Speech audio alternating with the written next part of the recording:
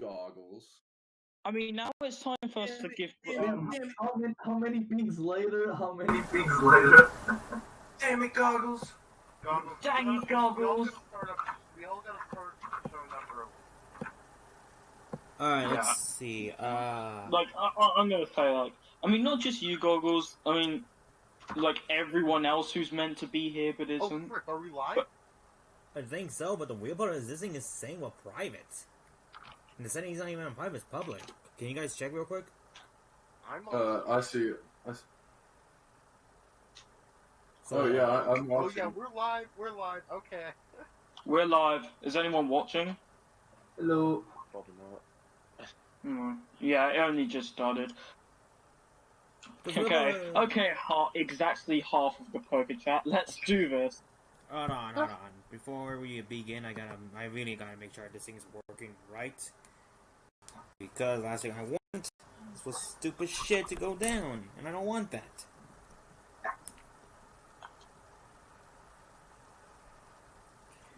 Post it on the social media. Oh yeah, and plus we got promoted right now, so let's go and go to the media and like announce that we're live. Red already did it first. Thank you. Yeah. Well, no. Well, it was 10. Well, it was when we were meant to start. So you can do it again. Why is the stream so glitchy? Don't ask. Well, I sent it. What about that, goggles? Don't ask. What? Don't ask. Mask? Yes, we got promoted wearing masks, people. No, why is it so glitchy? What the? Looks fine to me. Is nobody else seeing like the glitchiness? I'm not on the stream right now. I'm not on the thing. I'm just seeing this at 240p because it's the maximum. Listen, it's been a long time since we did this. I'm a bit rusty. Give me a break. Right, I've got Calyrex on the ghost thing. Dollar. Let's see. Okay, let's see. Heyo, Merton Buffer. I'm bad at names, so forgive me. Yeah, it's glitchy. God damn it. Damn it. Alright. Clearly, the little background thing I got is not working for real, so I'm gonna go ahead and release that.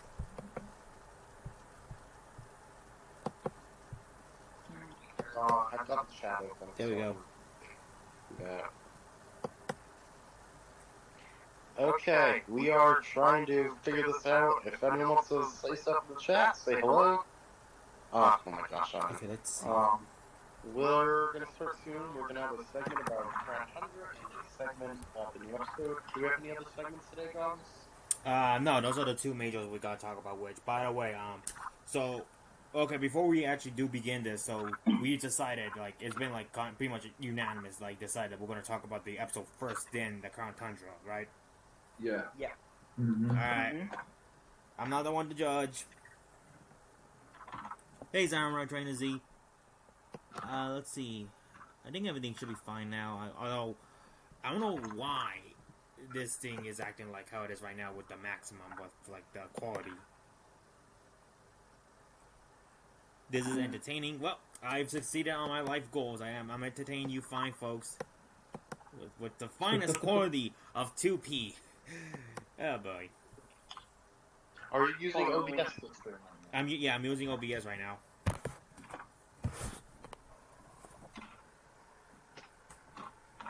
So, has anyone of you guys here ever used OBS real quick, by the way? Yes, Yeah. I used it. Alright, yeah, hold on, let me put this thing away. If you need, Ion could just like put in the stream code on his side, and No, I don't have good internet. I could or someone else could, but yeah. I don't have OBS, so I can't. Right.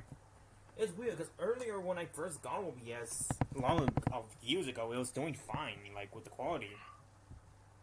No, the glitching's gone away, by the way. I knew it. It was the background.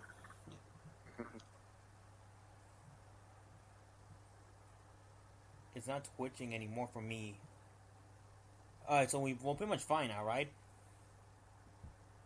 Yeah. Oh, Yeah. Goggles, So yeah. you should put the Discord overlay so they can see who's talking. Oh, that's an issue. That's an issue right there. I don't know how to do that. I don't either. Ion, you know? Well, we don't need to worry about it. Okay. Listen, like, let's establish something real quick right now. Obviously, this is the first one we're doing in like months, right? Yeah. So obviously, we're gonna be a little bit rusty, but like in due time, we're all gonna get something. So this is this is episode 1 of POKECHAT DELUXE, which, by the way, let's do the intro. Hello, everybody. My name is Gongo Master, and welcome to POKECHAT DELUXE. That's right, folks. We've evolved into a deluxe version of ourselves. And with that, we have some people here with me right now, so I'm going to go introduce them one by one. Here I have Alex. What's up? I'm Alex. Thanks for having me, Goggles. Coral Blitz. What's up, everyone? Thank you for having me, Goggles. Also, I thought DX was for Dynamax, not Deluxe. Was I... Goggles, what the hell, man? Oh, Oh. we have Red Rose. I'm the one who coined the deluxe term, so what the hell, Ion? Zoro. We got Red Rose here. Hello, everyone. And we have Shiny Zoroark with us. What's up, everybody? Yeah, in case you're wondering, where are the other 5 members? Well, one was going to be here a bit late. The other one, we have no fate in at all whatsoever. And some others are doing real-life stuff. We all know who's the one that we can never trust to come here on time. Yeah. You hear that? You hear that? Improve on that. But anyways, folks, yeah, it's been like about a month since the last one. I think technically the last one I did was the National Ash Catching Day, which even then, that was kind of like a bonus live stream because we didn't even plan that out. The National Ash Catching Day. I just literally. Yeah. It was 5 weeks ago. So yeah, it was an entire month or so. But like I said, like that was just like out of the blue. Like I didn't even. First off, the day I woke up, I was like, oh shit, I need to do something for Ash Ketchum Day, like everyone else does. And it hit me. Let's do a live stream. I don't care who's here, just join. Yay. That's what happened. Mm-hmm. No, but still in 240p. Martin, we'll do our best to. Well, I'll do my best to fix the quality because obviously this is on my laptop. So don't worry. Yeah. These fine folks. Well, I'll say the 240p. Just listen. We'll figure out the 240p for the next POKECHAT. Yes. Next, Yeah. After the stream, we're probably gonna try and figure out. This is POKECHAT Deluxe Beta. Yeah. Yes. No, this is the demo. Damn it. Yeah. This is sneak preview. So yeah, folks. But we will be getting better with each episode. Hopefully. All right. So, are we gonna get started? Almost. We Yeah, we gotta might as do well. some more As stuff real part of quick. our deluxe initiative, we have a list of our order of talking. Yeah, it's Yeah, gonna be the first- rambly. But are you gonna introduce what we're talking about? Yes, Goggles. actually. Hang on. Give me a minute, folks. Oh, Alex, you already posted. Okay, then I can do that then. Alright. Alright, so, ladies and gentlemen, in case you guys were living under a rock this past week, 2 major things are gonna happen, and Zeno in the chat said he's about to join soon, so look forward to that. Ladies and gentlemen, I think you're all aware of what event went down in this past of weeks. With the anime and games being up both the Crown Tundra DLC finally coming out and the beginning of the Darkest Day arc in Journeys. And of course, with that said, let's go ahead and get on to the review because these guys decided to review the episode first. For reasons I don't know. What are the reasons, actually? kind of just more. That's I feel so- like we're more, even though we're Pokemon in general. I feel like we're kind of all more anime. Like our chat's just more anime orientated. That's how we usually do it with the review first. Well, no, it's like because me and the others talked about it earlier today, like early in the week, like we're gonna save the review because the Darkest Day is the baby. I'm not saying the current Dungeon was hypeful. I'm just saying like you are what you said, Red Rose. The PokeChat Live is more generated towards the anime. Yeah, But exactly. I also get what you're saying because like we've always done this format was all like we review the episode first and then we do whatever random shenanigans we do. Yeah, but Goggles, remember, you know those others we were speaking to. Where are they now, exactly? No You shouldn't fucking listen to no. them. That's why I was gonna use the crown as an excuse to fuck the But we- time. Don't listen to them. It makes more sense to review the episode first because the episode is only one thing of 20 minutes. The content took way more than 20 minutes. And it will take longer than the 90 minutes of the story sheet. Okay, I want to point this out. We're not Right. reviewing the Crown Tundra right now. We're just giving our first thoughts. Like Well, how yeah. we feel about it first. We're not All going right, to... so let's Yeah. let's dive in. Why don't we to the Yeah. episode? That's Alright. the episode. As usual, We'll do like everybody talk about their thoughts, and then after everybody's done their thoughts, we'll like go through and just give our score. Yeah. Before we do that, though, I do need to give the usual summaries because I do that all the time. So, the Okay. Darkest Day arc. The episode begins with in Hammerlock City with Rose and Oleana. I think that's her name, right?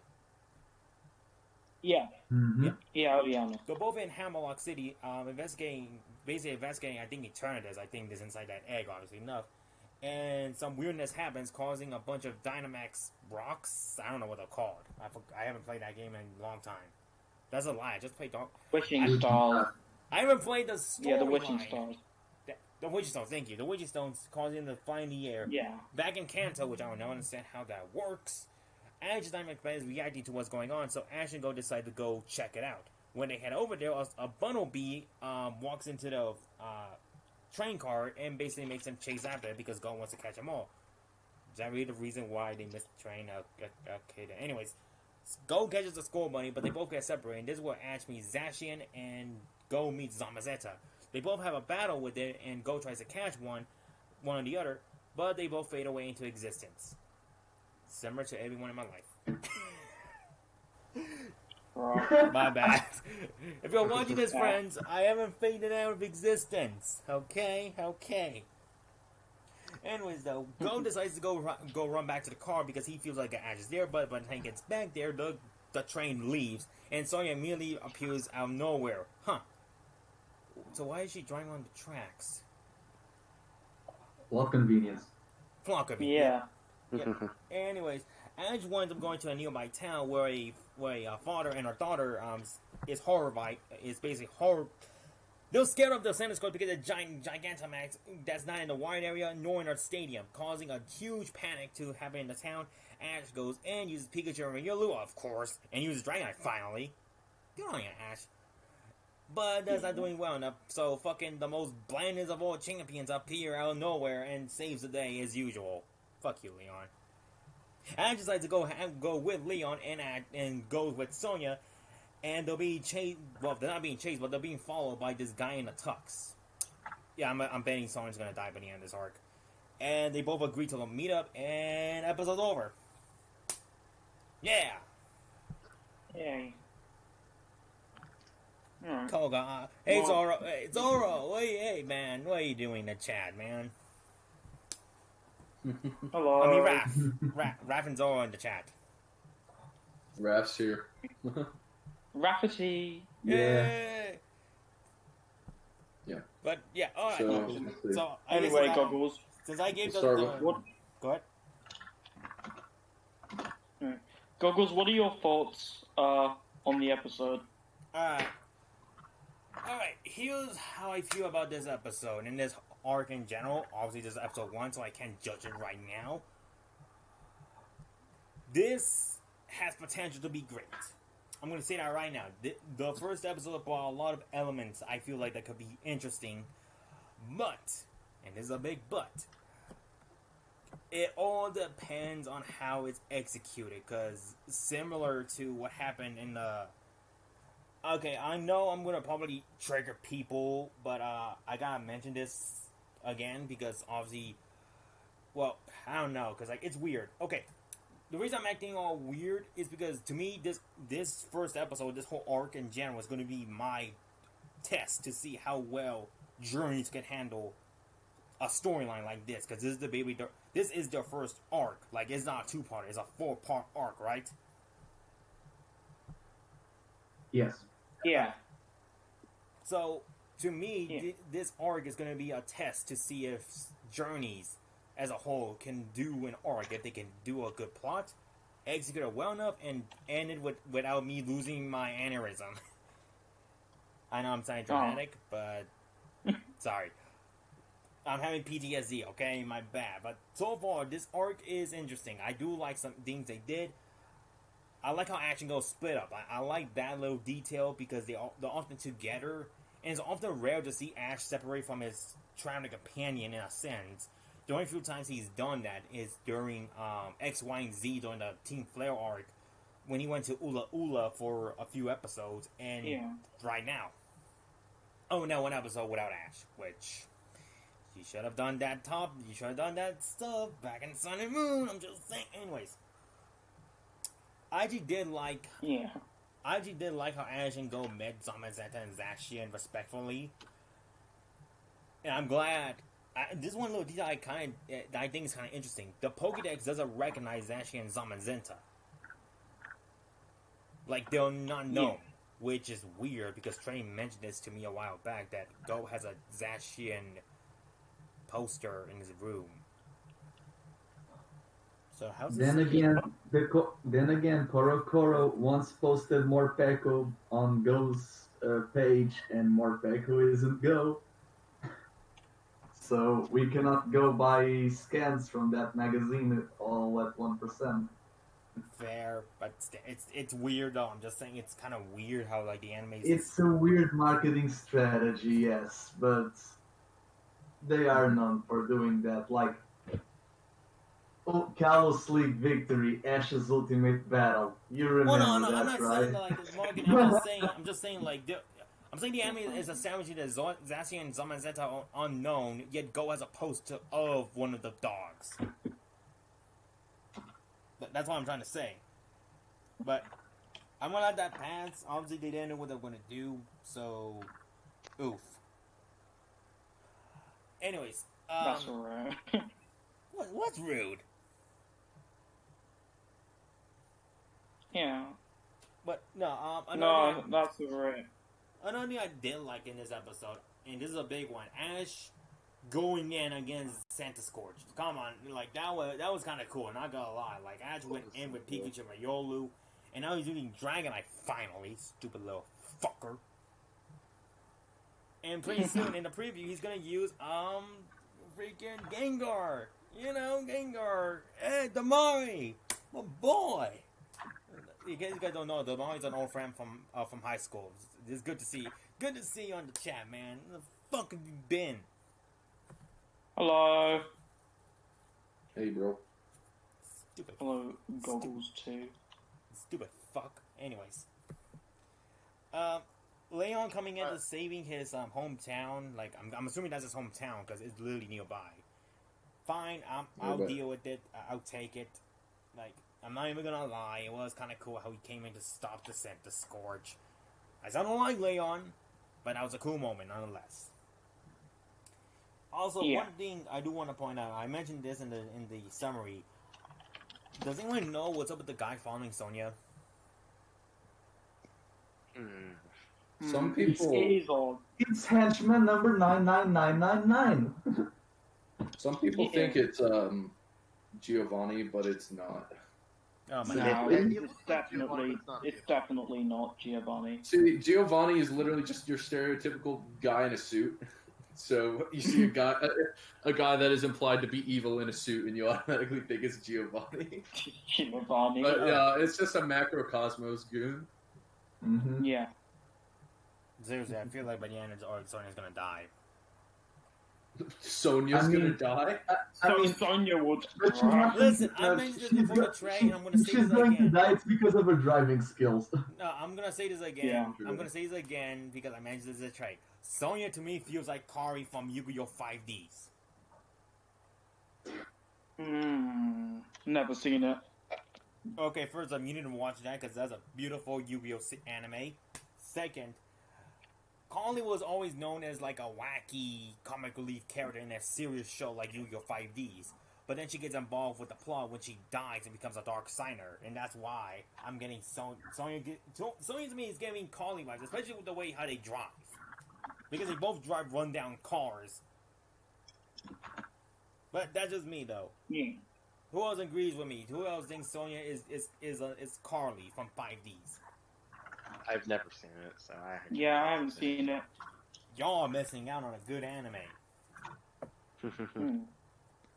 Calling Maybe games I'll on go check that motorcycles. Calling games on motorcycles. Anyways, nothing much I'm gonna say. Obviously, this is the beginning of the arc, so at most, the best I can rate this is possibly like 7.8.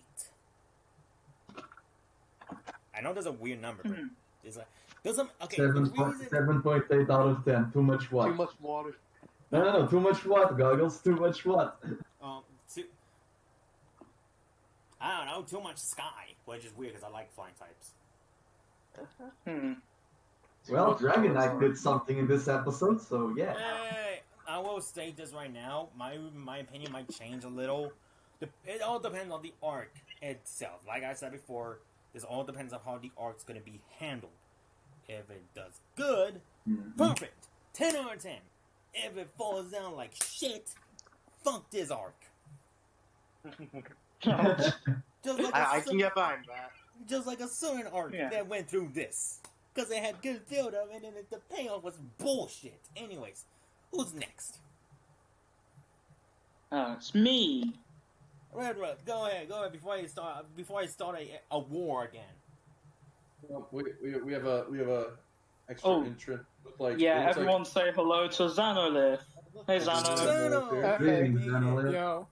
Sorry I was late. I was doing something. I just woke up a little bit later then. Hey, All listen, we've done man. so far is Hey, have listen, man. songs. Yeah, we're going through our thoughts. We're going through our thoughts on the episode. Listen, so. man, listen. No, Alright. it's Unlike- Red's turn now. Unlike a certain someone we know, you honor your words.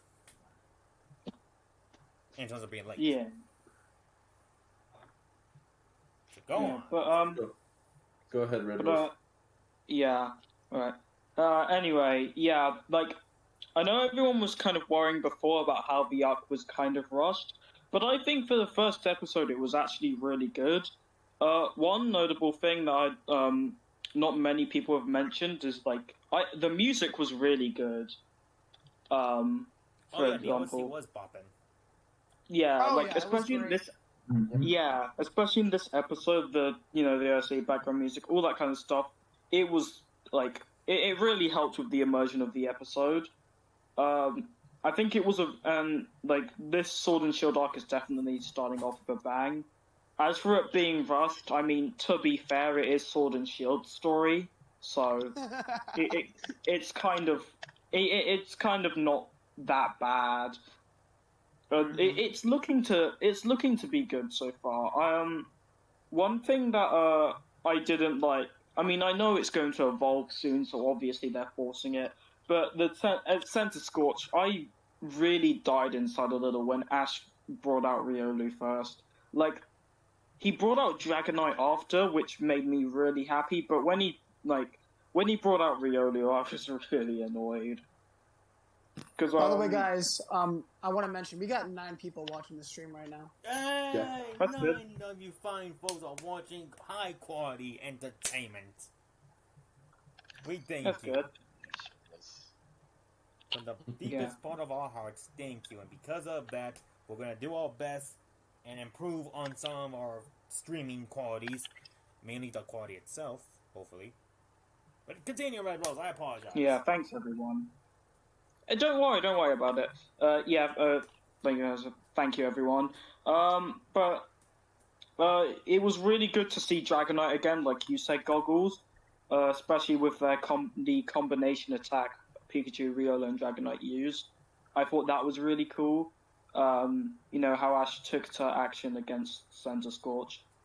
The animation today was pretty solid, though the arc doesn't fully flow because, the anime forgot about Dynamax for quite a while. Like, it didn't do anything with it for a while. So it's kind of weird it, being put back into the limelight again. Yeah. But the other thing I wanted to add was how I found it. I did find it really. I found it really happy again for Dragonite more screen time, and it looks like it's staying around because Ash is going to be using it to fly about. However, they're definitely setting up for Riolu's evolution, which will probably be the next episode or the one after. One last thing is the guy following Go and Sonya. That's really interesting. I didn't really expect them to have much of a conflict.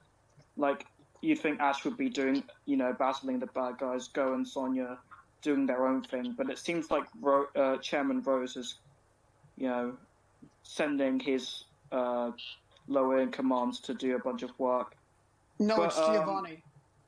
No, it's not too. Oh no! It's Giovanni, guys, right?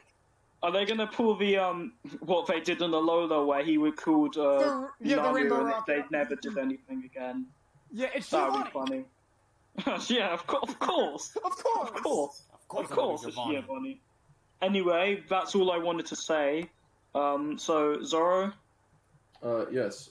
So I thought this was a pretty good episode. I feel like I say this a lot every time there's a new Pokemon Journeys episode, but this is probably one of my favorite episodes because this whole time I've been saying, others have been saying that they haven't built up to the episode very great, and that's still true, yes. But this episode was really good for exposition for the arc, and it didn't throw us into the action just abruptly. It they had a good reason because the Chairman Rose was doing the freaking Dynamax stuff, and then Ash's thing started going, so they had a good segue into it, and then the train crashing, that's something that would happen in real life, or not crashing, but being stopped briefly. That's something that would happen in real life.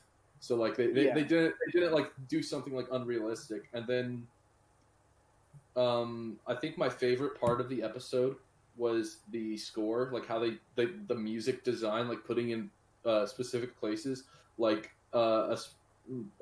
sure other people have said this, but the scene where they're in the slumbering weald and they get lost and it's all foggy and stuff, and it starts playing that really mysterious music, and then Zacian and Zamazenta are appearing for Go and Ash respectively. So I thought that was probably my favorite part because they really set up Zacian and Zamazenta to be these mysterious creatures.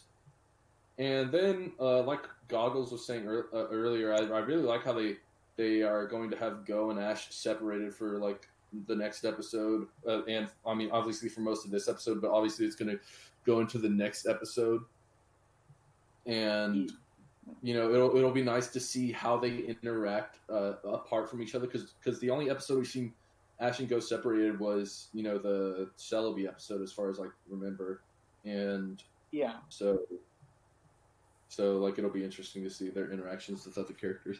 Also, I actually did like the Centiskorch stuff.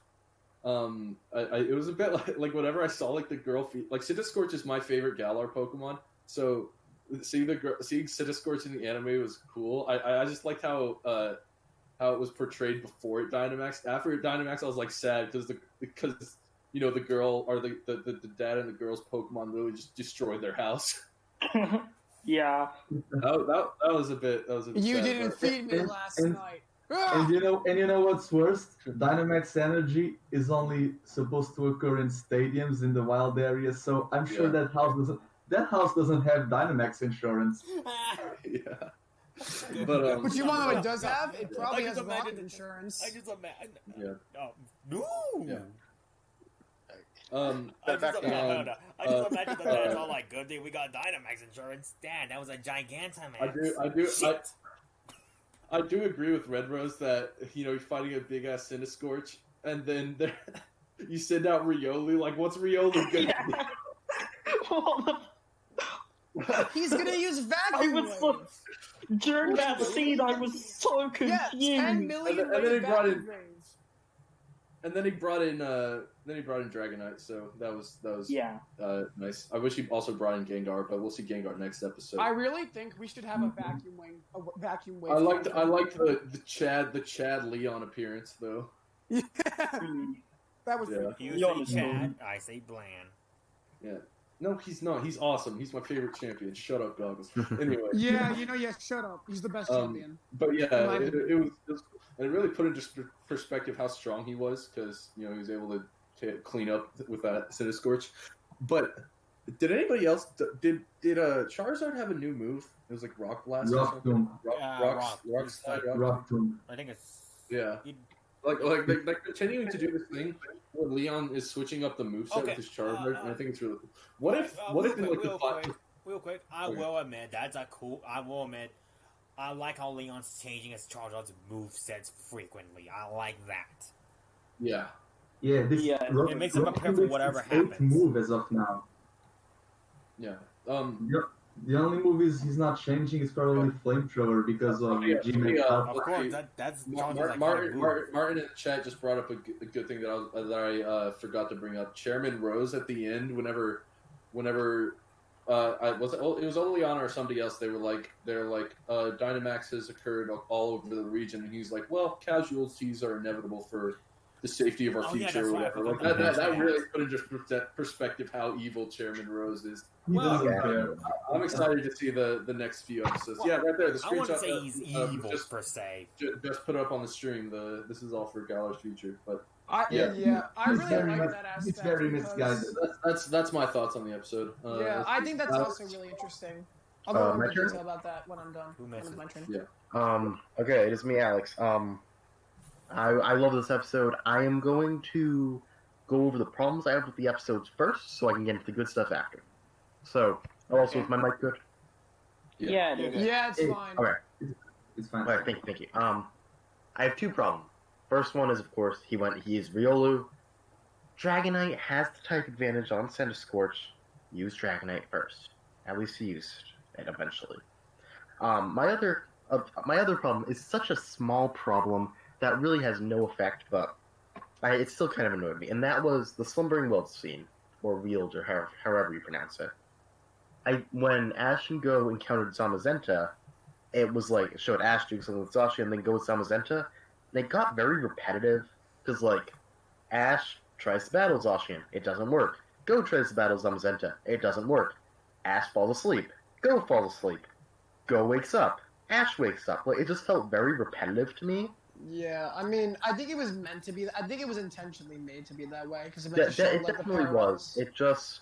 Because it's sort of see how obviously you don't feel it in the game because you are together with Pop. So yeah. Mm-hmm. That's really my only problem. As for the good stuff, I love what Ash and Leon are doing together.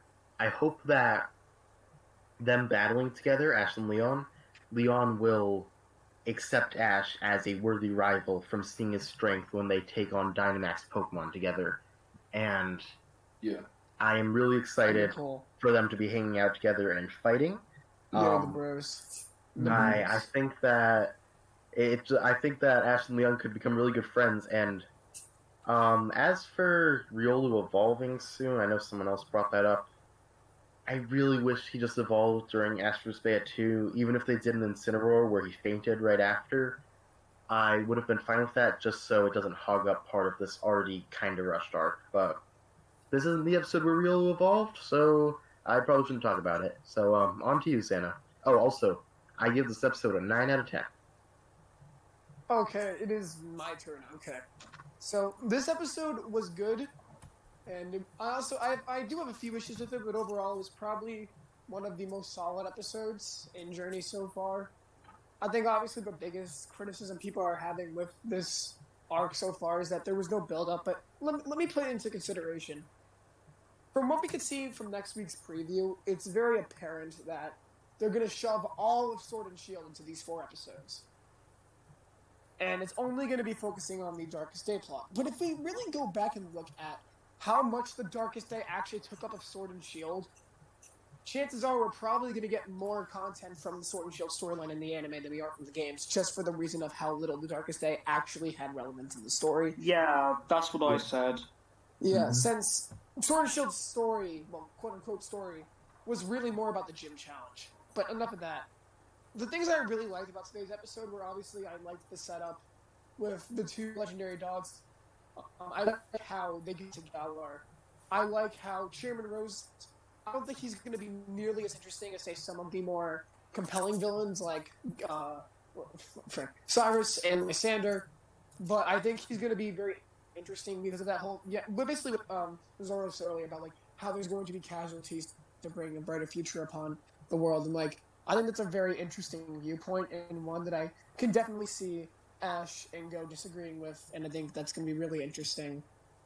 I think that Ash and Leon teaming up and Go and Sonya teaming up is going to be really cool, not only for like the funny interactions, but also like just those groups work together well, and it definitely makes more sense for Ash to be out there battling the Dynamax Pokemon while Go is researching about the Darkest Day. As for my criticisms I have of the episode, this is a very big nitpick, but I'm kind of mad we didn't get a Slumbering Wheel representation, like in the anime like theme. I really wish we got the Slumbering Wheel like remade in the anime soundtrack, but that's just my very big nitpick. But the music they did use was really good. And then obviously, Riolu coming out. I get it. You guys want to use Riolu, but let's not turn this into a Riolu and Friends plus Pikachu like X and Y did with Greninja and Friends plus Pikachu. Or Dragon Ball Super. Yeah, Also, Riolu is the Vegeta. Also, obviously, this arc is I'm gonna go with actually- that. That means my boy Cinder is gonna get Ultra Instincts. Also, it's very obvious that's Giovanni, and this is going to be the Rainbow Rocket arc. That's all I have to say. Oh my goodness. Let's Yeah. go. Alright. I would seem that it is Kuro's turn now. All right, Okay. everyone, get your milk. Get your popcorn ready. Get your popcorn ready, guys. It's time Okay. to hear Cole's 10-page essay. Right, wake me up when he's done. Okay, let's go. Okay, let's go. So first of all, I have to say that I'll give this episode an 8.5 out of 10. It was a great build-up episode, even though people are saying that the arc doesn't have any build-up. You need to understand that the story, the plot in the games, it's very little. They can easily do this in 4 episodes.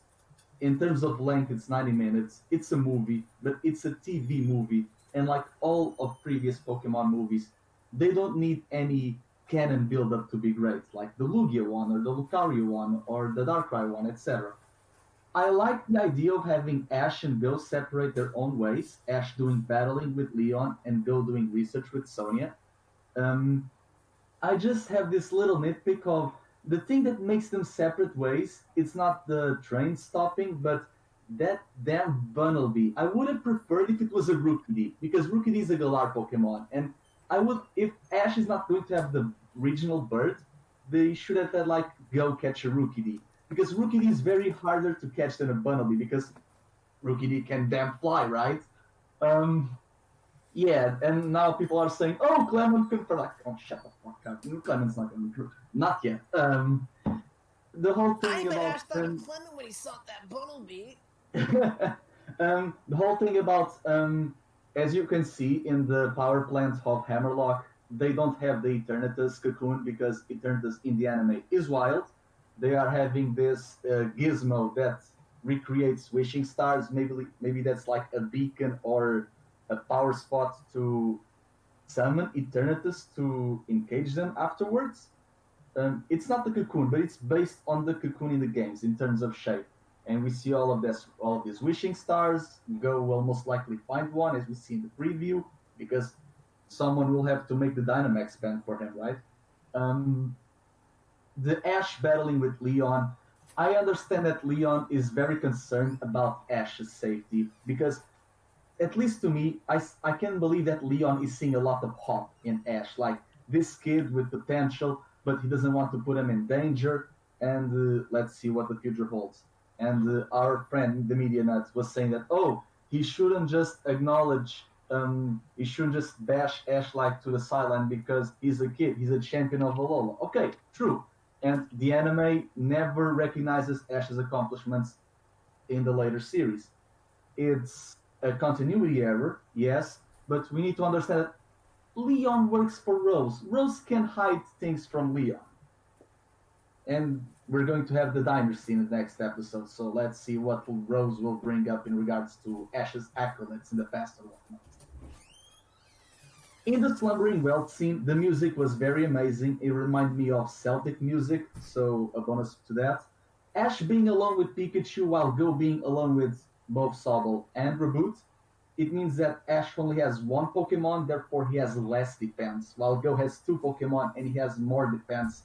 It's a symbolic design because Go will be the shield hero, he will be replacing Hop, but Ash and Go being like the sword and shield of the show due to their dual protagonism, I really hope that Ash battling and Go resurging will help Hop to join the frame later on, maybe rivaling with both, like the Nando for Ash's Ash and Go's Dawn in a way. No Sinnoh remix. Don't. We're not gonna have Sinnoh remix because of this. The guy in the car. Everyone's saying, "Oh, it's Giovanni." It reminded of Giovanni, yes. And as much as I wanted to see Giovanni Persian versus Rose's Berserker, because Rose is a Steel type expert, sadly that's not going to happen. The moment we had Matori Matrix in Alola and not Rainbow Rocket, we cannot dream too high. I do like Ash traveling with Leon. He's going. I just hope Gengar doesn't just be the assistant of Dragapult because they are both ghost types. Go and Sonya doing the road trip to Turffield's Geoglyph, later on Stow-Inside's statues, and then to Hammerlock because of the tapestry. Makes sense. They are in each city per episode, or maybe two in the next one, and Hammerlock Tapestry in the third, because the third episode will be Eternatus, so it most likely be like The Awakened, and then the battle will be the fourth and the last one. Maybe that's where both Riolu and Reboot will evolve. Sadly, at the same time, which to me is an issue because they don't have the dynamic to evolve at the same time, they will steal each other's spotlight if that's going to happen, which sadly is the most likely scenario. But yeah, Go having the whole road trip with Sonya, it's great.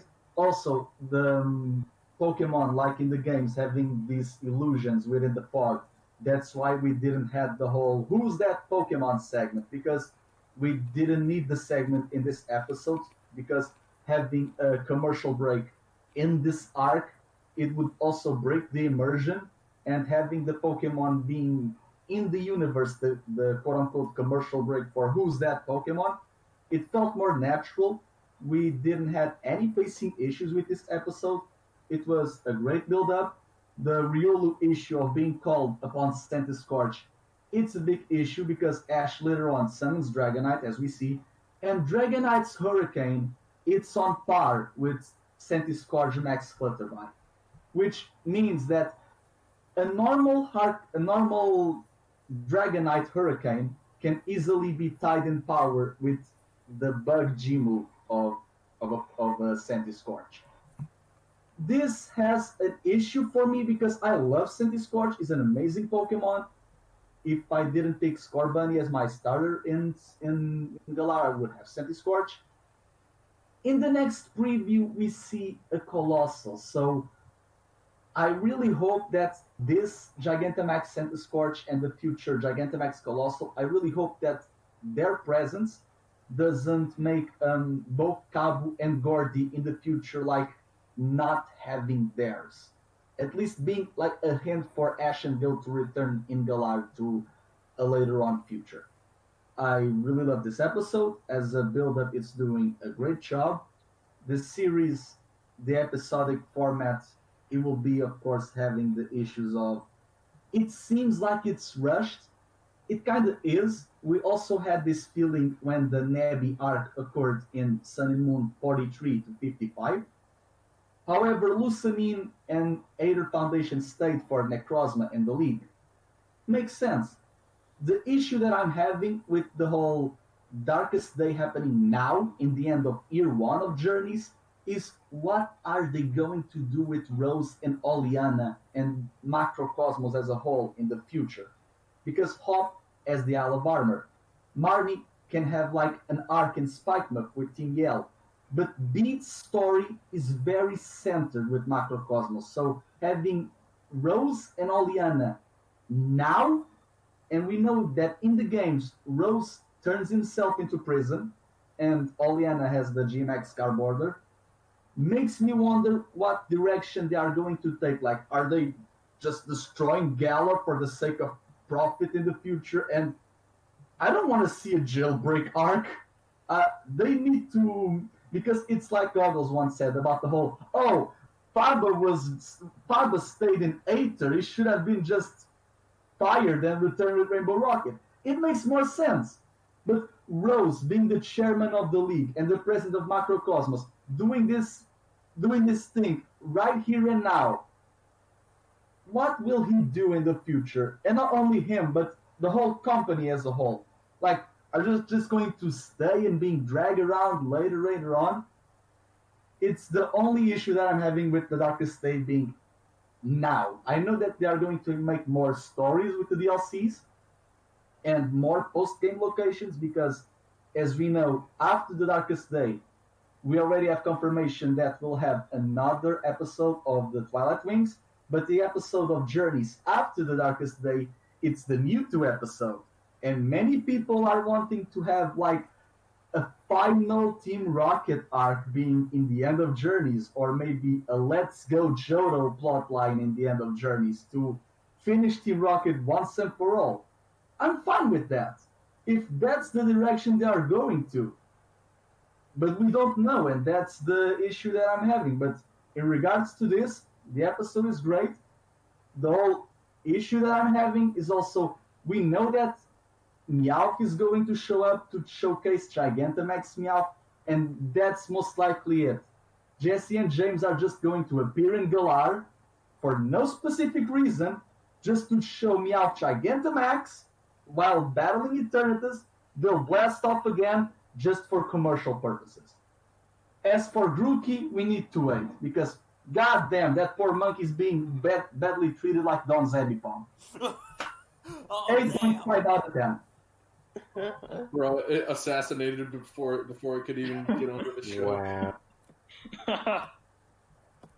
Wow. And this is why I'm the last person to speak in this podcast. Okay, you still going, Kuro, or? No, I finished. Okay, so, that was a good nap. we have this, Goggles, I'm not sure if you checked out Is the anyone chat. still awake? We've decided to do a small segment to answer the questions I was from seeing, chat. I saw some questions. Yeah. I'm done. So, the first one I saw was from Raid Pirate, and he says, we still have no Grookey confirmation. So, do you guys think Leon will have Rillaboom? What do you guys think? Next question. Wait, who is that? Okay. Simple Grookey- answer, in my opinion, no. No. I can see Leon having... I know that Leon in the games always has a starter. The 3 starters are going to go. As in regards to evolution stages, we don't know as of yet. I don't see Leon having Rillaboom. If he does, great, but I don't see him having Rillaboom. He can have, because Leon's team in the anime can be like the spares from the games. He can have Mr. Rhyme, Rhyperior, Seismitoad, etc., etc., I'm etc. gonna find out that's a yes or no question. So no. Jesus Okay. Christ, girl. About to go into them 10-page essays again. I don't think, as for me, I don't think he will have Rillaboom, just because I think Hop will have it. See, I don't think, and Niall Kelly's in the chat, and he just reminded me of this, but I don't think that Grookey's even in Galar. I think so here's the deal. A while back, somebody had like this extremely credible theory of the shot at the end of Sun and Moon showing Burnett being pregnant was a Grookey egg. Oh my god. So here's the deal. You see, baby Lei Kukui is not actually a real human baby. He's a Grookey that somehow learned to use the move Transform and transformed into a baby. Wait, so are you saying Hold that on. Lei Boom is the real wonder one? actually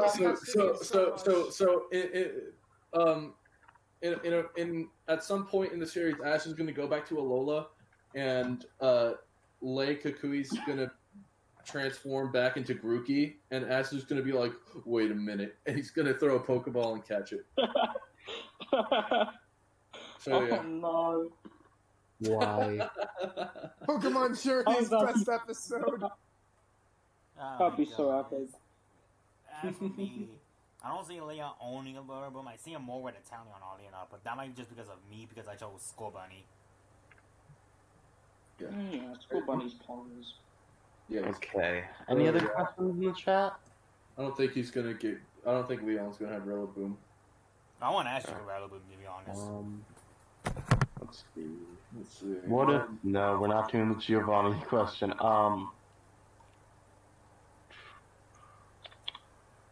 But what if it's actually Giovanni? Okay. People Oh, put your no. questions in. We'll discuss Giovanni. It's not Giovanni. It's What do what?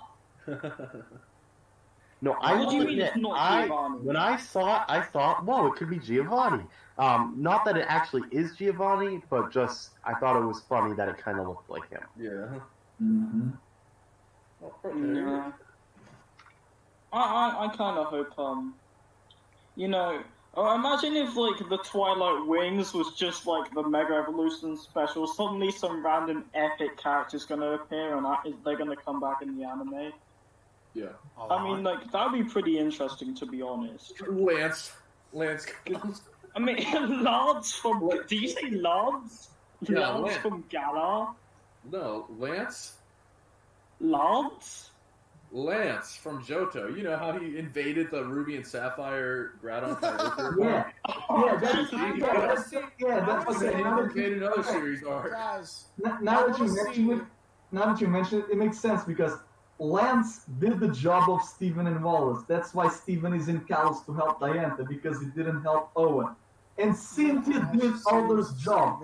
Alder was in the Junior Cup when Team Rocket appeared in the Operation Tempest after Cameron. Alder disappeared.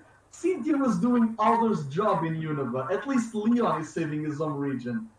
dude, Alder just didn't care. Alder just wanted to have adventures and date Cynthia. Yeah, he kind of did that in the games. Like he in the game. Yeah, I mean, what in the games he just jumped off like mountains to say hello to In the them. games, the reason why Alder traveled so much is because he was mourning the loss of his partner Pokemon. Really? Yeah. Was he? Alright, I don't think anybody has questions for us to answer. So I think we can move on to Crown Tundra if you guys want. Yeah. I just want to say one more thing. To. Okay. That's not a question. I think do we have one more question? No. No. No, we don't have any. I was gonna say, I definitely think that this arc has a lot of potential, and I think it really just depends on how Pokemon Journeys actually portrays it. Because if there's one thing I know about Journeys, it's either sometimes they get things really, really right, and sometimes they get things really, really wrong. Hmm. Yeah. And that's why this arc to me is my. I said it before you joined Zenom, but I said that this arc is my test to see how well they're going to do arcs in the in Journeys anime. It's a gamble. This arc is a gamble. Hold on, It's there's good so arcs in far. Pokemon Journeys? Oh, shut up. Yeah. Well, like I have a story like this because you have a good beginning, a good middle, but you gotta land the finale. If you fuck Dude, up the I finale, just can't wait to see how. I can't wait to see the CGI battle between the Hand and Ash and Go. Don't even do that. It'll be like Diamond and Pearl. Wait. Lucario's new form, 3D. CGI. Oh, CGI stop. Lucario. So guys, I have one hope. I have one hope for the Darkest Day arc. Please, Pokemon, bring back Greninja in this arc. oh my Don't goodness. even. Don't even. Don't get me People are gonna started. think you're serious. What's that? An Aura Burst Ash Z move? Gigantamax Lucario's shoulder? No. It's Greninja! No. Alright, no, So you guys can wait, continue. Greninja Lucario is the real battle bond. Yeah. Gekuga. Wait, did you say Greninja Lucario? Greninja Lucario or Lucario Greninja. 1 2 Tuesday. Lucario Gekuga? Alright, No, alright. it's black and white all over again. It's going to be like Aura Greninja or Water Veil Lucario. They're going to fuse. Okay. Let's go. Let's start with our Crown Tundra impression. I guess we'll go back in order. Goggles? Alright, give me 1 minute. Let me get this image out here. Let's see. Yes, of course. Alright, here we go. Oh. Here we go. Alright, folks. Now that the review is done, we got our thoughts out. It's time for us to talk about the Crown Tundra's DLC, because it came out, I don't even know when, because they were weird with the time. Mm-hmm. It's not a weird time. They told us it was going to be 23rd for some and 22nd for others. Oh my goodness. Anyways, the Crown Tundra. Those are a thing, Goggles get The used to. second DLC in the Pokemon Sword and Shield video games that came out in 2019. How do I feel about the Crown Tundra so far? It's the most boring ass fucking arc I ever been. No, wait, that's not an arc. No, I'm just kidding. On reality, though, the Crown Tundra to me, now, I haven't played it much because I've been busy with schoolwork, but the times I have played it, it's fun. Like, it's a fun DLC for, like, one, it's more exploring assets. Like, it's more exploring than, like, telling a story. I do like something like the areas we get to go to, like the giant tree, like the old cemetery, the other areas location, and of course the Dynamax Adventures. The Dynamax Adventure to me is for now, it's like the highlight of the Crown Tundra, just because I like the idea, I like the concept, I like the idea that you have to use rental Pokemon, because although it may be annoying because you can't use your own Pokemon, it does bring a sense of like testing your own skills to see how well you can handle with Pokemon you're not familiar of using with. And some of the Pokemon that came back and the ones that we are going to get soon enough are really great. Like, I finally got my Metagross, so yes, I've become alone again. Eat that, bitch. Metagross. I just eaten my boy Metagross, and now I'm alone again. Eat that. But no, there was my Pokemon though, like the fossils, although I don't know how I feel about the fossils being regular Pokemon in the wild. Like, they just... You're called fossil Pokemon because you're extinct. See, sorry, not to like cut into your segment, but I like that because I like to like think like the humans like restore the fossils and then rehabilitate them and then eventually put them in the reintroduce them to the wild. Oh, so I thought that was... Oh, okay. So that I could get with that, but I'm just saying we all saw the Jurassic ecosystem makes them World. thrive and not go extinct. We saw Jurassic Park. Yeah. We know how that ends. There's a T-Rex now. There's a T-Rex. Yeah. We have more dangerous things in the Crown Tundra to deal with rather than fossils. Name one. Name one. Reggie. Oh yeah. How about Spectrier and Glastrier? Oh yeah. Rampaging. I'm sorry, you just spoil something? Sorry. Also, oh yeah. Well, Leapfrog. I'm gonna try my best not to say much, obviously enough, but like obviously it's gonna be kind of hard. So like, I don't know. We'll try our best to retain from spoilers, but I don't know how well we're gonna do that. So sorry. Anyways, though. Keep it vague and ambiguous. Yeah, spoiler warning there. Oh, well. Spoiler warning, I don't care if you get spoiled or not, that's on you. Oh, well, Yeah. Overall, though, the Crown Tundra to me, for now, it's fun. Like, it's a fun time. Like, I actually enjoy doing some of the max raid battles, max raid adventures, my bad, I had with some of these fine folks here about a night ago, which they almost got mad at me because I was going to replace All the day, Sense but every then day. that winds up being useless, so I wonder what was the big deal. Yeah, of course it's a big... Everything's a big deal now. I'm still really upset about that, by the way. Anyways, It's 2020. Yeah. What is this? What is this? Did I say something offensive that wasn't offensive back in 2009? Yeah. No, Red Rose said everything's a problem, and then I said, yeah, because it's 2020. Yeah, exactly, Goggles. Oh, hey, Raph. He's back in the chat. Raffy Also, do. hey, Switch Kid. Sorry I didn't mention that. I was too busy talking. But nah, like, okay, so for my initial thoughts, like I said before, they're fun. It's a fun game. You're getting your money's worth, like, honestly enough, like, with new clothes, new Pokemon, new adventures. Overall, though, it's kind of hard for me to... It's hard for me to rate the Crown Tundra because I haven't finished all of it yet, if that makes any sense. So I can't judge it yet. So if I gotta give a rating for now, I guess people are gonna be mad at me, but I'm gonna give it probably a 6.5.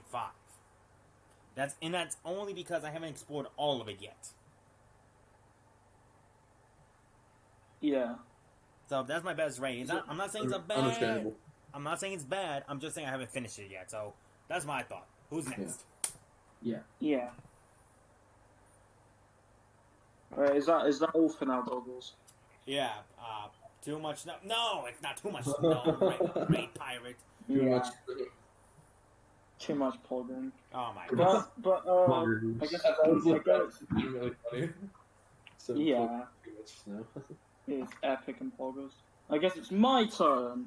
So I think with Crown Tundra especially proves that. I mean, you can say whatever you want about the game because it definitely deserves some of what it gets. But Sword and Shield is 100% the best multiplayer experience in Pokemon. Yeah. That is a fact. Like, even though there's so much enjoyment to be found. Like, the DLC, Crown Tundra is on another level. Isle of Armor was good to, like, keep everyone going. But Crown Tundra is what we really needed. Says the one who just bought the DLC. Shut up. You know, Zano, I don't remember. I must have amnesia because I don't remember asking, mate. Anyway. Bro! Anyway, right. I genuinely think. I've lost my train of thought. Zano. Philip. Oh, yeah. Look, they actually made getting legendaries fun instead of going to your local game store and just like asking for a code or a legendary. You actually have to catch them yourself. Getting the legendaries that are part of the stories outside of Dynamax Adventures. It's actually like how it used to be. You go through like a bunch of trials or quests or like puzzles in order to get there and stuff. Like, I think that's a really cool thing because we've all been complaining for a while. Getting legendaries just isn't fun anymore. Like, it's just like there's no connection. But like now like with your friends, because Dynamax Adventures is probably one of the most fun mechanics ever. Yeah. And this is coming from someone like me who doesn't actually like Dynamax itself, but like the way they're using it in raids is fun, and I hope in some way or other they implement some raid like gameplay in the next games, just to keep it fun. Like, we've all just been grinding out legendaries and having a total blast with the game. And plus, everyone's getting, well, not every Pokemon obviously, but a bunch of returning Pokemon are back. That's a given, which is another good thing. So I feel like the DLC as a whole, like, is a great experience and boosts up Pokemon Sword and Shield. Yeah. Definitely a lot. Yeah. I think that's all from me for today. For now. So it is now Tiny Zoroark's turn. So I really like starting with I'm gonna say something about the Isle of Armor to just like help my points, but like starting with the Isle of Armor, I really liked it because it was bigger than the wild area and there was more like diverse landscapes and stuff. But Crown Tundra takes that like takes that and makes it on a completely different level. Because I mean, yeah, maybe there's not as many different like biomes. Because like in the Isle of Armor, there's like a forest, a sea, a desert, and all that. But the Crown Tundra is way bigger, and there's way more like different little like nooks and crannies to go to. Especially, there's like an entire underground cave system in the freaking map. And every time I it's go huge. there, It's every time I go in huge. there, I get lost. Same. Yeah. Yeah. And then with the legendaries, I really like. I've only caught one of the Reggies and two of the birds, but I really like what they did with those. The roaming mechanics I like a lot because it's not just like you go in the grass and there's a chance they appear. You actually see them, and then for at least for Articuno and Zapdos, there's like a little like there's like a bump you have to get across to actually get into the battle. For Articuno, it's like it turns into like the 3 like projections, and you have to pick the right one. For Zapdos, it runs really fast, and you have to catch up to it. I don't know what Moltres is, but I think it's sort of similar to Zapdos. But the Reggies, obviously they have their own trial, and overall I just think they did a really good like job of making the legendaries feel like mysterious again. And also with raids, like it doesn't feel like maybe it's like comparable to the Hoopa rings and the Ultra wormholes, but the difference is you get to do it with it's multiplayer, and you get to do it with your friends. So it feels like whenever you actually catch the legendary, it feels like more earned than just going into a wormhole and finding it, if you get what I mean. Yeah. Yeah. What else? I had a few other things I wanted to say. I think I actually like the Isle of Armor story more, because the Crown Tundra story is just you're here, solve all these mysteries or whatever, which is fine. I think it's cool. I like the execution. I just like the story elements from the Isle of Armor more. But overall, I would say I like the Crown. Overall, I would say I like the Crown Tundra more. And I posted this on Twitter yesterday, but I think just from my perspective, even though Sword and Shield may be like the original game might have been like bare and the story's like not there, Sword and Shield are officially the Pokemon games I've had the most fun with, and therefore they're my favorite Pokemon games. So yeah, that's all I have to say. Making a bold claim there, Ion. Yeah. But yeah, go ahead, Alex. We got Brian in the chat. So, hey Brian. Naughty boy. Hey everyone. Darevol's here. Okay, so I love this DLC so far. So, time to look into a little Alex backstory arc. No one wants to hear it. I'm kidding. Go ahead. When I first got into Pokemon 4 years ago, I did not have any friends who played it. Okay, and my only friends who played it, I had like one friend who I battled sometimes, and then I remember I had a cool battle against like just some kid in my class on the bus, and those were really my standout experiences with friends. And even now, I mean, we've done some raids, nothing crazy, but all the time we've spent together just yesterday doing the Dynamax adventures, having so much fun, I love it so much. This is an experience with Pokemon that I've never been able to have before, and that is something I'm so thankful to the Crown Tundra for. Other than that, I actually really enjoyed catching the Reggies and the birds. I like how the roaming works in the open world areas better than they did in older games. Mm-hmm. And I just think that this DLC, this is the best Pokemon has been in a multiplayer standpoint and from a legendary view. This is the best Pokemon has been in those scenarios, and I've loved every moment of this DLC. Your turn, Zeno. Alrighty, well, let's get ready into the review. Greetings, my con. Okay. So the Crown Tundra, so far, I'd say it does a lot of things right, and it does one thing wrong, and that's been a problem I've had consistently with both Pokemon Sword and Shield, the Isle of Armor, and the Crown Tundra.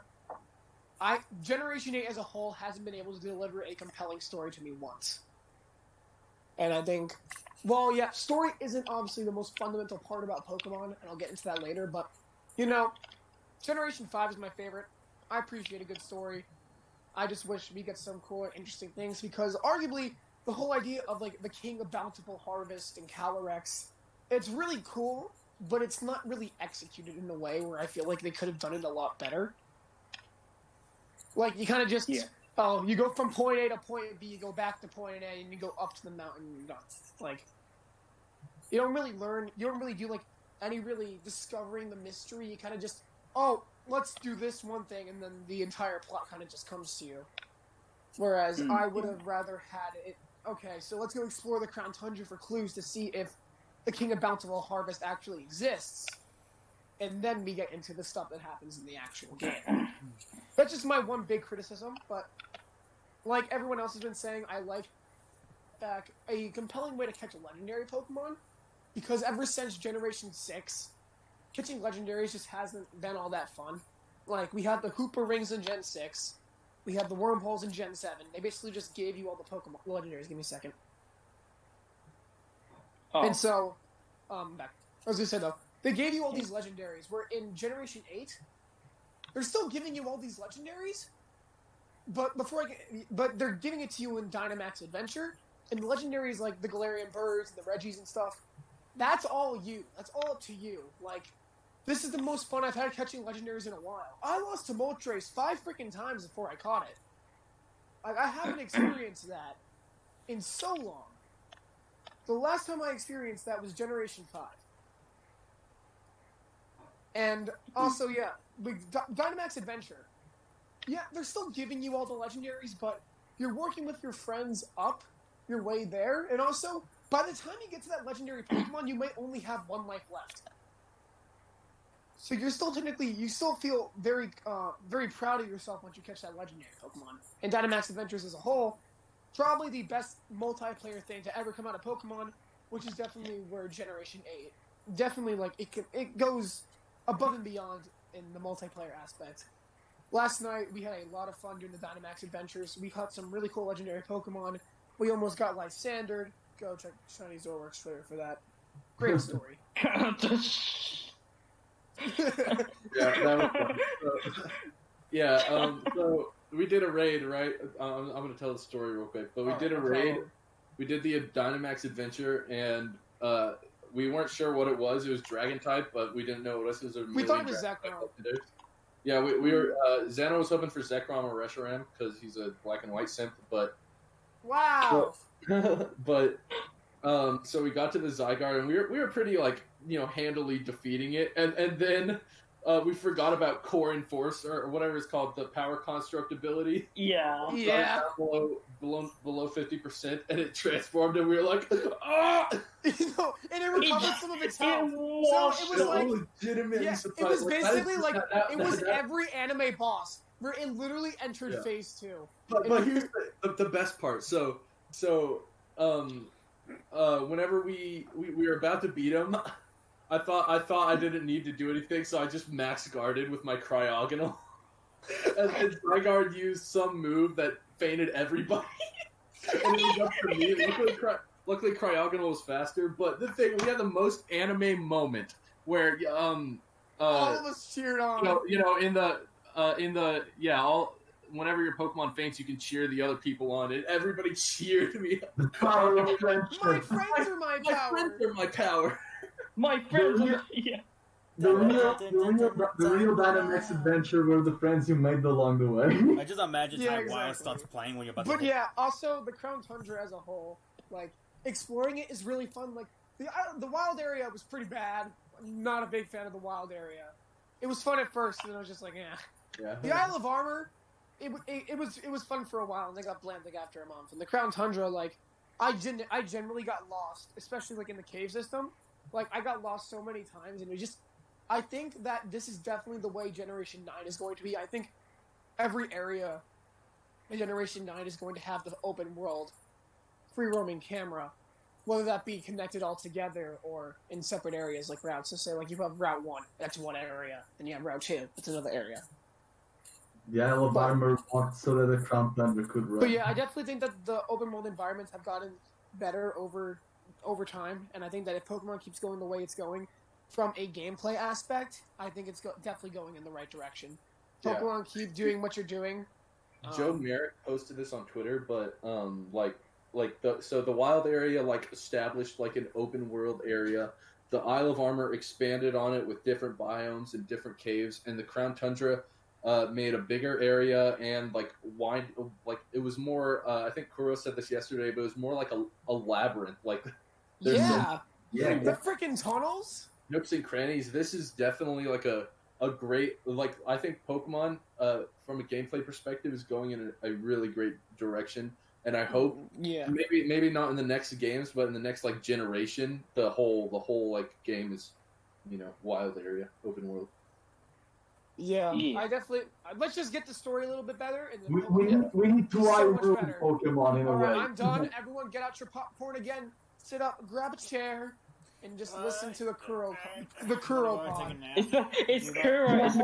show. Okay, so I played Okay. I love you guys so much. I love you too. I love the Crown Tundra. Like I said before, Isle of Armor walked so that the Crown Tundra could run. It's an amazing part of the DLC. It really compensates the lack of like a main story in the main game.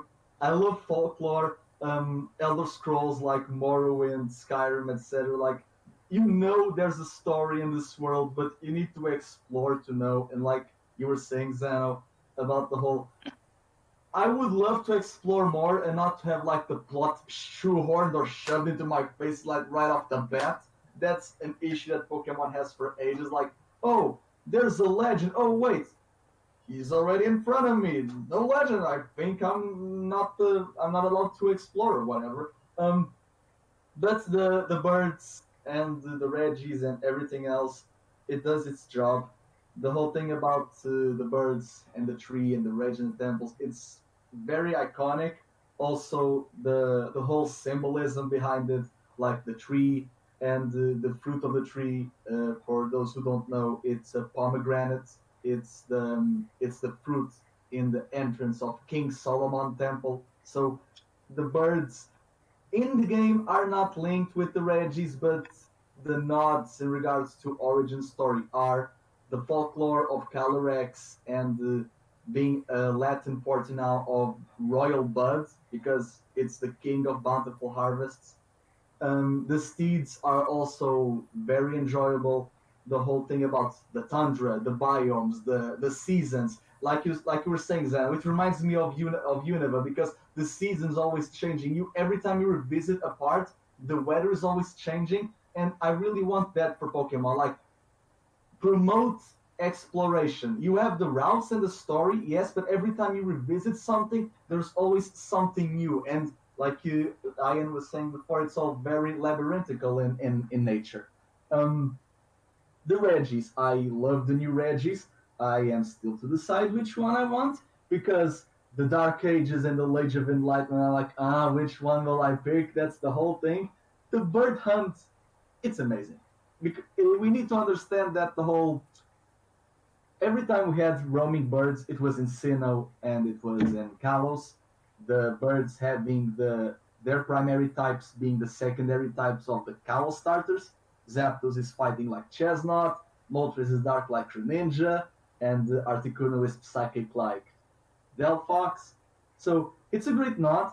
And to those who didn't enter Pokemon many years ago, to those who never entered Pokemon many years ago, the only birds that they know are the Cantonian ones, and they are stagnated in their locations from Let's Go and Kanto. So seeing different birds, to imagine that you are 10-year-old kids, you never played Pokemon until Let's Go came out on a Switch. You see the Kanto birds, and you see them in this location. They don't move, and you see different birds with a different mechanic, like they're always moving around. For newcomers, it's great. For us that we played Pokemon for ages, it's also great, but also very nostalgic.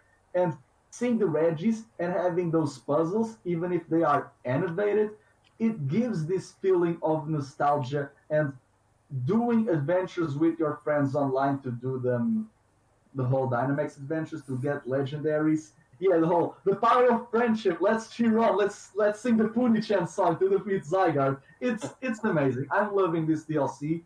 I really hope to see what more it will have. I just wish that the whole thing about the King of Bountiful Harvests, like the power, the belief of people, it's what gives me power. Okay, I understand that, but it's not shown. It's like in the main story of Sword and Shield.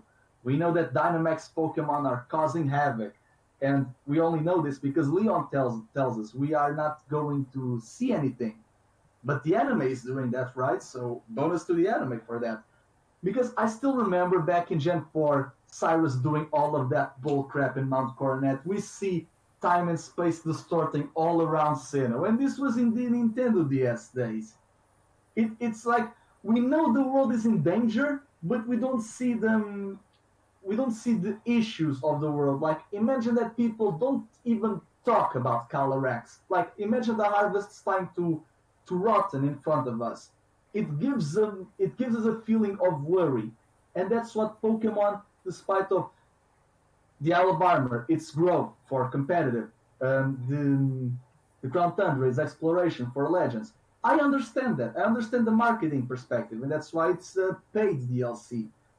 But I don't have still this urgency. I know that's like it's a game design, like the whole in Breath of the Wild, Ganondorf it's doing all of that shit. Yeah, but things are not going to get worse if you go there like on day 1 or day 101.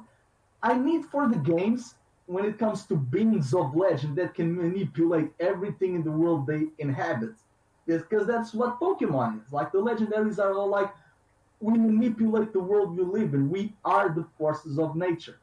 We are sentient. We can do whatever the fuck we want. I don't have the feeling of urgency if I postpone something or not. And sadly, the Calyrex story, easily done in less than 2 hours, it gives me this sense of, yeah, I understand what you're going for. It's like real life folklore. You hear tales. If you believe, good. If you don't believe, okay. There is no consequence. But in a world where Pokemon are real, and you know the shit they could do, even from past games and events, people in the Pokemon world should have this need of starting to believe, even if it's very forced. Like the Crown Tundra, we know that everyone is old. The kids and later generations move to the cities to have jobs. It's like the old man from the countryside. Like, yo, my kid just got to the big city, got a big man for etc. And the lore lost. The lore of the world lost. And with the loss of lore and the loss of knowledge, there is also the loss of power. And that's what Calyrex is. That's why Calyrex, being a being of that's seen through time, and being psychic grass like Celebi, it makes sense for Calyrex. It's a being of nature, therefore the grass. Yeah. But it's a being that a people's belief and mental fortitude is what makes the Pokemon shine, therefore the psychic type. I would love if more legendaries were like this. Like, the more the people believe in the legendaries, the more powerful they are.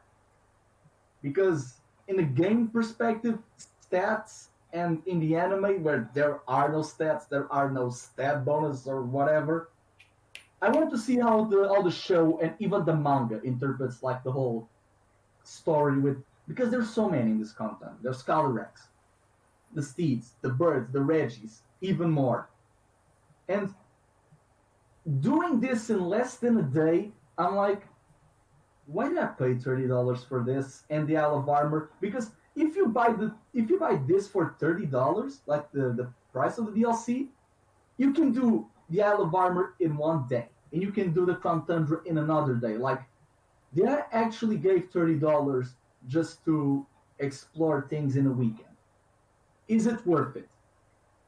And that's the open question I'm going to leave. But I like the DLC. Crown Tundra, I'll give it a 9 out of 10.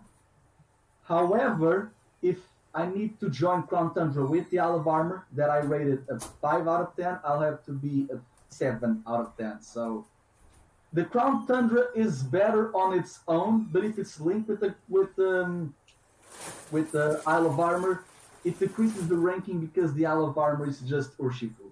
It's just Urshifu and sadly nothing else. There is no sense of urgency or mystery. It's a legendary Pokemon because the writers decided to call them that. It's an event. Here, gift, baby, grow, explore. Put them in the box. The plot is done. And well, I ended. I want to say one thing. I Sure. definitely think that like the whole Calyrex thing, like you and I, we both agreed that Calyrex should have had more build up to it. I think what they should have done is surprisingly what they did in Sword and Shield when it came to the Darkest Day, because although Sword and Shield story was bad, they definitely set up the Darkest Day through slowly discovering more information about it throughout the story. And I think it would have benefited if Calyrex also you found clues about it like throughout the Crown Tundra, just while exploring and doing the other two legendary birds. Not the other two legendary birds, the legendary birds and the Reggies. And then like then you're able to like do the whole Calyrex thing where after you do that, after you figure out all that stuff, he then appears to you and then you do the stuff that obviously happens in the game. I want to point out something real quick. Ray Potter said that 10 minutes.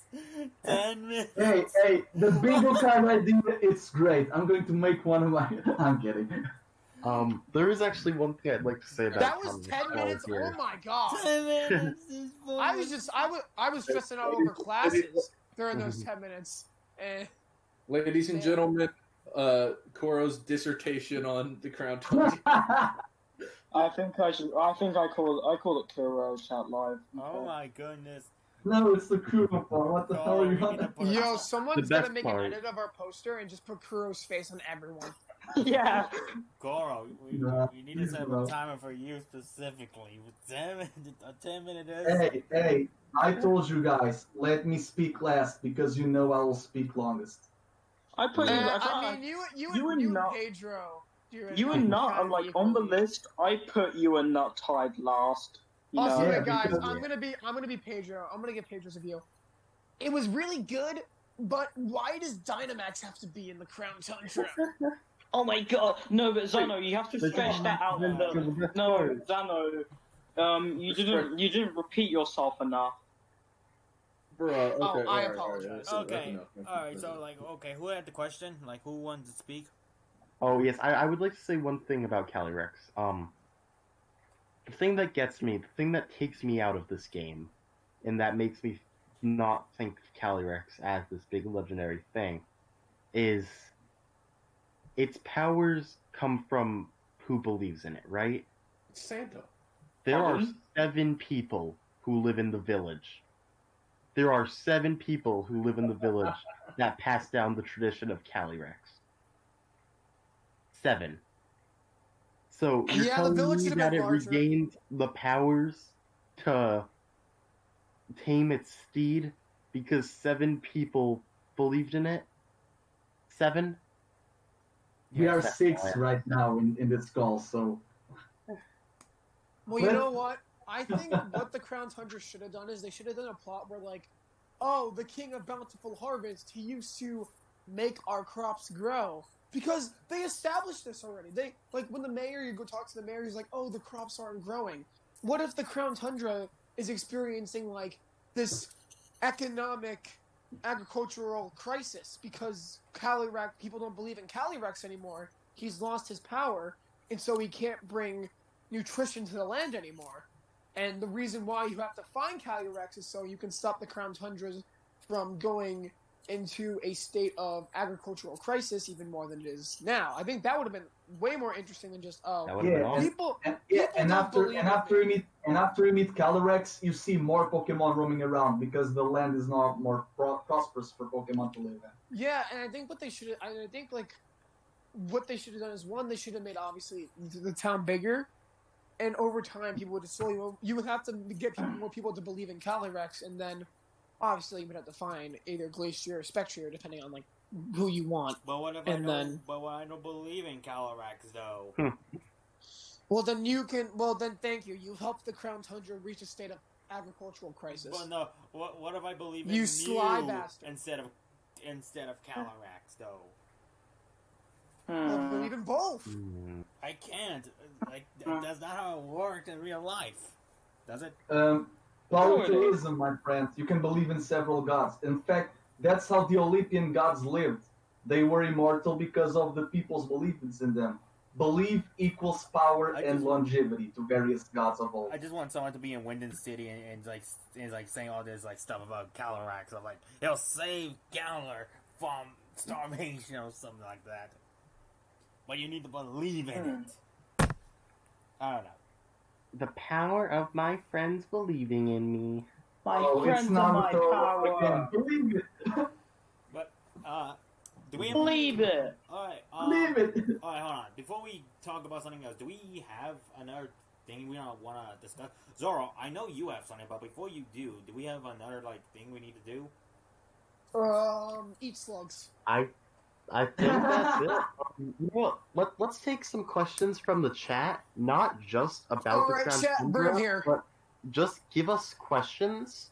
How about we take some questions for a couple minutes, and By after the that, way, we'll I want to we'll point know. out that this is probably one of the most successful podcasts we've had in a while. We've had a consistent 7 people, I think, pretty much the entire time. We did it. No, the best one we've had is like 30, I think. Oh, yeah, really? but I'm saying for the first one though. We've done. Oh it a yeah, while. for the deluxe. Wait, what was the one what was the one that had 30? Oh, it was 8. It was 8. Well, I can't remember because we took a pretty long break from this. Yeah, it was a while back. But yeah, of course, as soon as I say that, the number drops down to 5. Yeah. Well, No, of you you 5, cursed if us. anyone would like to talk, then would like to ask a question, please do. And then I think Iron's got a little announcement I in a do have a bit, few things I need and to point out then real that'll quick. probably be the end.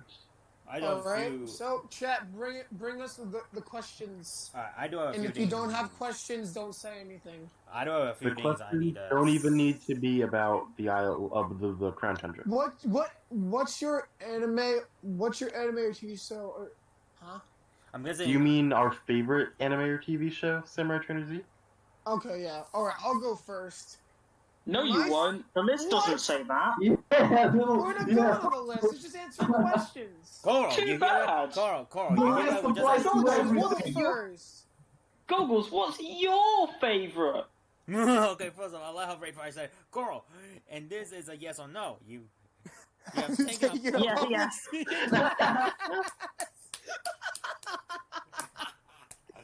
No, but I was in drama club. Makes sense. There you Makes go. sense. Alright, Makes okay, sense. I'm gonna answer. Yeah. I'm gonna answer the 2 anime and TV. Favorite anime. My favorite anime.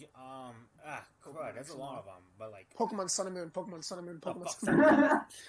Let's go. Okay, I'll say. Okay, I know I this. see Okay, I'm gonna you go with in this one. My favorite childhood. Well, not childhood. Damn. Favorite one is Dragon Ball Z. That's one of them. Another one I actually do like a lot recently is Rise of the Shield Hero. Yeah. Oh, I still need to get into that show. And my favorite It is TV good. show. Oh, crud, there's like a lot of them out there. Like, shoot, I can't decide on that one. Like, Just say one. Just say one. Like, just comes to your mind. just say one and then it's. Alright, but no, like, okay, if I gotta choose one and only one, it'll probably have to be. Ben 10. I'm gonna go with Ben 10 Alien Force. The reason I like appreciate this man right here. The reason I like appreciate Dragon you. Ball Z and like this is just because of my childhood, because like technically I didn't grow up with Dragon Ball Z, my brothers did, but he got me into Dragon Ball Z, and then later in middle school, it was after Dragon Ball Z Kai ended, and they ended with a Cell Saga at that time. So for Christmas, I got the Majin Buu Alright. Saga for the Orange Box, and that's how I was able to watch Dragon Ball Z at that point. And why I like Rise of Shield Hero, it's just a good anime. You need to watch it. Just watch it. It's beautiful. It's beautiful. Sorry, I've been caught up binging the same show every day. I'm kidding. And as for Ben 10, All right, Rose of Red. Yeah. What is well, your my favorite favorite- anime or TV show? My favorite anime of all time is Full Metal Alchemist. Oh, come Yeah. on. Oh my god. Is that she Yeah. Go on, Zana, sing it. I'm Anyway. not doing this. Yeah, that is my I favorite. don't want to get us unintentionally Ray Pirate, copyrighted okay, because I did a terrible hold on. representation of a Ray song Pirate, that gets when I- copyrighted every 5 seconds. Okay, I gotta say this right now. Ray Pirate, I like all of Ben 10 until the reboot. I like every Ben 10, but any is my favorite one just because how mature it is. Ugh, terrible. The reboot. Oh, Especially so okay, bad. I want to put this out Who's right up now. next? I want to point this out right now. There was an episode on Ben 10 where they deal with a murderer, okay? With the episode called To Catch a Falling Star. It's about Ben and Gwen having to save this actor, this celebrity who got Stockholm Syndrome by this once famous actor who now became a criminal because of Ben. And he's out, first off, he gets a plastic surgery and kills the guy who gave him the surgery. He killed him as a bystander, and he almost killed Ben. That's how dark Alien Force and Ultimate Alien got, and that's why I appreciate Ultimate Alien and Alien Force. Alright, well, okay. Well, Red Rose, do you have anything else to say, or is that you? No, that's me done. Alright, Okay. Ion, you're up. Geximo. He's back, okay. It's Shiny Zoroark, actually. Am I answering the question? Or the Yes. other- Yeah. What is your yeah. favorite TV show or anime and why? My favorite TV show. I don't know. My favorite anime other than Pokemon is probably Dragon Ball. I just love. That's like, I don't know. If I like, so to like put it into perspective, like how much I like it. If I had one wish of what world I would want to be transferred into, it would be Pokemon. But if not Pokemon, yeah, it would be Dragon Ball. Yeah, but then you'd be a I don't know, human. like along with Pokemon, that was like the show I grew up with, and I don't know, I just enjoyed it so much. I love all the characters. I love the world building. I love all the arcs. My favorite is the Majin Buu arc, but that's a conversation for another day. This is the POKECHAT after all. Yeah. If I had to choose like a favorite, Make one. I'm just saying. I don't know what my favorite show would be though. Like not anime. It's yeah. Alright. Geximo! We could just skip him, we already know his answer. Okay. Yeah, we can skip that guy. No, I am going. Dude, we already know it's one of two shows. Okay, well, first of all, my favorite TV show ever is an anime, so I'm just gonna go with my favorite anime. You're gonna say And Rent that is... Hero Academia. And my favorite anime is, of course, No, it is My Hero Academia. I was about to scream. My You said favorite freaking anime Rent-A-Girlfriend. and my favorite show is My Hero Academia. And, I won't spoil anything, but, I read the manga as well. By the And way, I rewatched Heroes Rising today. So good. I hate Heroes Rising. Screw you too! I read the manga, and I know it's happening in Season 5, and let me tell you all, Season 5 is going to be the best season ever. Screw the Overhaul arc. Screw the Stand arc. Because Season 5, we get two of the best arcs in the series. Okay? So get ready for Season 5. Horikoshi is a god at writing. I love the way he writes characters, especially the villains, which I'll we're tell you gonna... this though. Just because the arcs are better doesn't mean we say screw Overhaul and Stain. Those are some of the best arcs in the entire those series. are awesome arcs. I was exaggerating. It was a hyperbole. Well, I don't care about your hyperboles. But yeah, get ready for Season 5 if you're not reading the manga, because My Hero Academia is my favorite anime ever, and it is amazing. Alright, my turn now. Well, for a while, and it might still be, I'm not positive, Fullmetal Alchemist Brotherhood was my favorite anime and TV show, but now I'm kind of going more towards Code Geass, Solution of the Rebellion as my favorite show ever. Hog. Just like, that show, something that's totally different about a lot of shows I watch is you actually have to keep your brain on when watching it, because if you don't, you're gonna be so fucking confused. No, you have to do that for Rent-A-Girlfriend too. I'm not even joking. Yeah, Look, just like, guys, I was joking protagonist- earlier, but Rent-A-Girlfriend is good. Go the watch it. protagonist, like the story in general, it's all really good. It's an old anime, but if anyone's like needing a show to watch, I definitely recommend it. If you guys like politics, Gundam robots, supernatural abilities, and warfare. Okay, but not like politics as in you Yeah, not like obviously discussing the state of America. Like, yeah, no. But like politics are a Choose pretty big when part of the there is show. no America there. Politics from like a perspective of like I don't know, Discrimination. world leaders and all that. Yeah, like discrimination and stuff. Yeah. Like, Alright. don't watch the presidential debate and be like, okay, now I'm gonna watch Code Geass. Oh my goodness. No, let's just no. But after someone watches Code Geass, after someone watches Code Geass, you know what? I'm gonna hijack the presidential debate and wearing a Zero costume. But you know what's funny? Code Geass, unlike the presidential debate, it has better writing.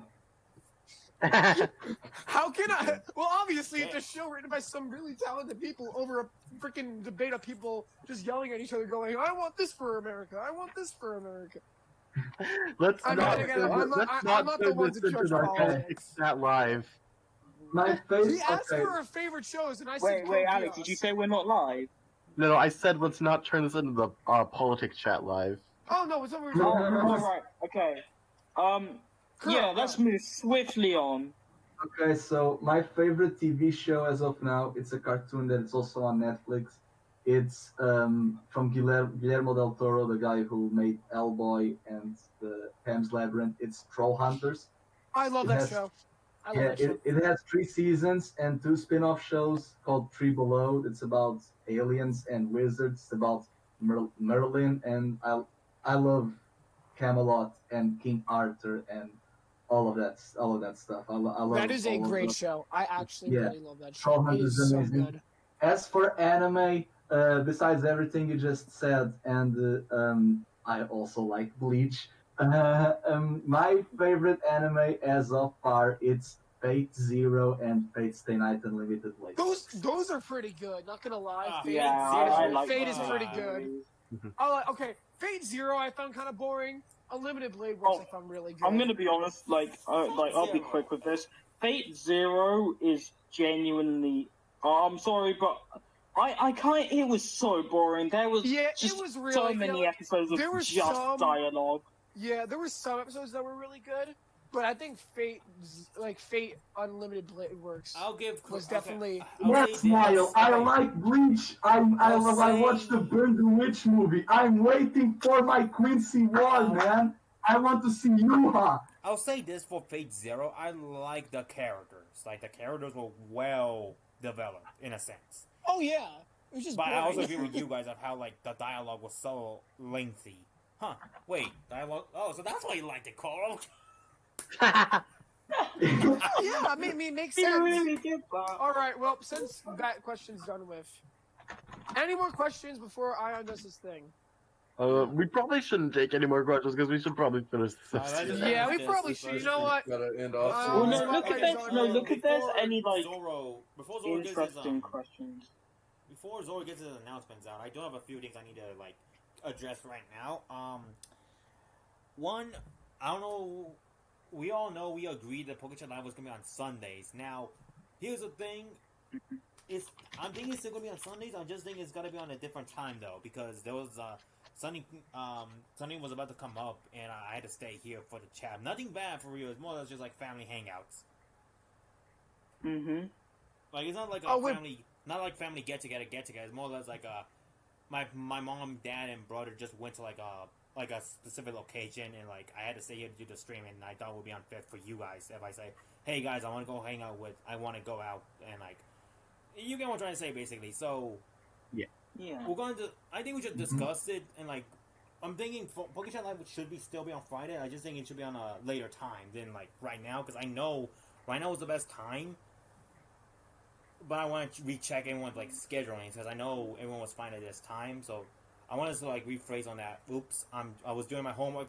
Polly, Polly's in the chat. Adrian. I was doing. Well, my at homework. least you're doing your homework. Education is important, Polly. Don't worry. But no, like. Oh, hello, Polly. We do need to. I want to discuss with you guys about holding POKECHAT Live on another time on the same day. If that makes any sense, like it'll still be on Saturdays, just later on than right now. Is that fine? Later on? Like later on? Well, we'll figure it out later. Like later in the day. Okay, like anyway, we're the POKECHAT Deluxe. The POKECHAT Deluxe is we're basically revamping, and yeah, we're hoping to make it a lot more organized and everything. But it was kind of just a test run. Yeah, like one. Now I wouldn't say this was a test run. I would say more or less like this all start coming back. Now we just gotta determine when are we.